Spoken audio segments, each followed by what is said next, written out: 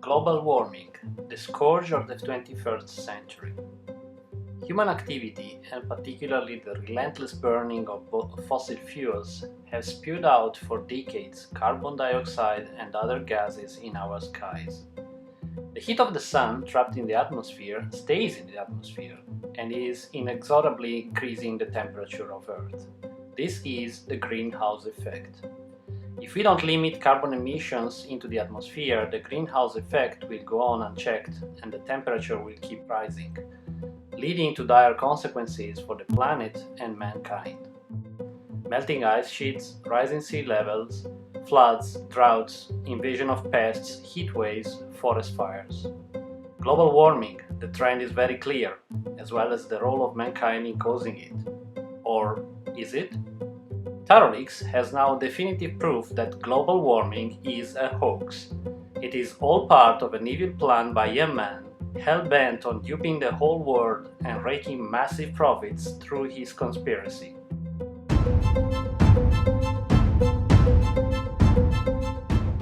This is the story of a man who, in his quest to go from rags to riches, devised a plan that was so crazy it actually worked, and is still working.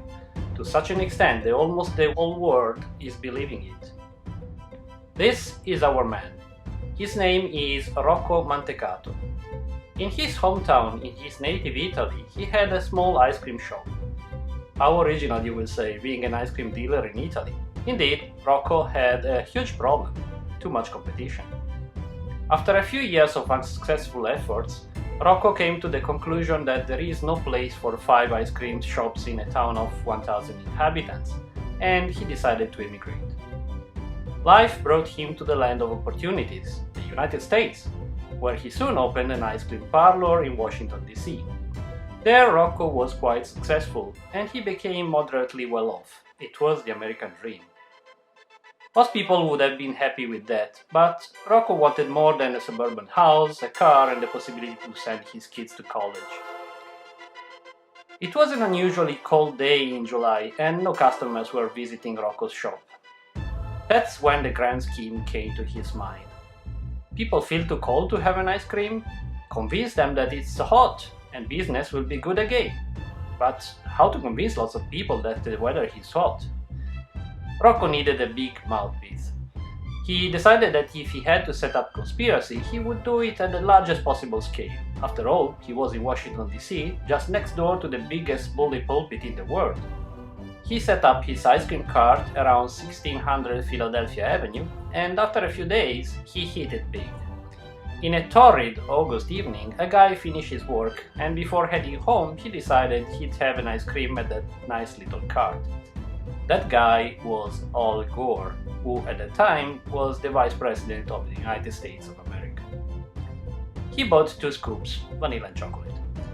That was the chance Rocco had been waiting for. He struck a seemingly casual conversation with the Vice President, pretending that he didn't know who his customer was.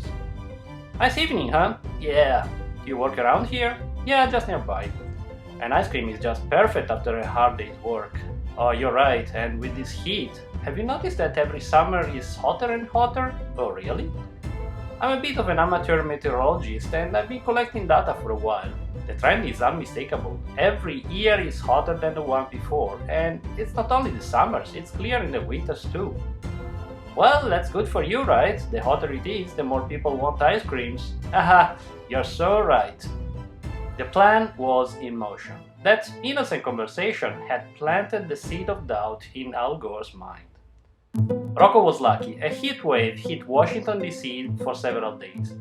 Every day the Vice President would show up after work, buy an ice cream, and talk about the climate change with Rocco. Rocco would often add a free scoop or sprinkle a free topping on the ice cream. He had gained a faithful customer and made a convert to his cause. Fast forward to the end of that year. Al Gore lost the presidential election. It was a crushing blow. He desperately needed something to remain relevant as a politician. What better way to do that than being the prophet of the impending doom by global warming? He hired Rocco as his chief consultant. In the following years, Al Gore was busy traveling the world, speaking and participating in events mainly aimed toward global warming awareness and prevention. His keynote presentation on global warming has received standing ovations, and he has presented it at least 1,000 times. With such a distinguished testimonial, soon the climate change conspiracy orchestrated by Rocco started gaining traction. The first part of Rocco's plan was achieved, but it was hardly over. An ex-vice president of the United States was an influential ally to have, but Rocco knew that he needed more than just partisan propaganda on his side. He needed the unassailable prestige of scientific evidence. Now, we all know that politicians are cheap, but buying scientists? To enlist in a blatant conspiracy large numbers of scientists, those modern high priests who in their ivory towers of knowledge devote their entire lives to the relentless pursuit of objective truth? Surely it must be possible, right? Wrong. You will be surprised by how far a lifetime free supply of ice cream can go. Rocco had to invest a considerable amount of his hard-earned money, but he managed to convince 95% of climate scientists in the world that global warming is real. The second part of Rocco's conspiracy was in place. Only one small part was missing. Rocco may have been just an uneducated ice cream dealer, but he knew well the human mind, and he was aware that no conspiracy theory is complete without a good villain. He decided to set a small personal score at the same time.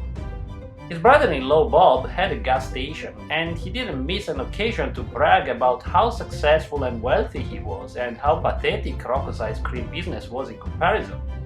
Rocco had to swallow his pride for years, but he was going to have his revenge.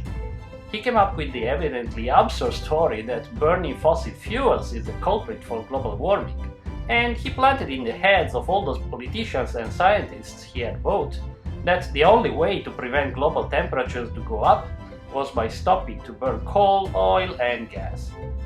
This was really Rocco's stroke of genius.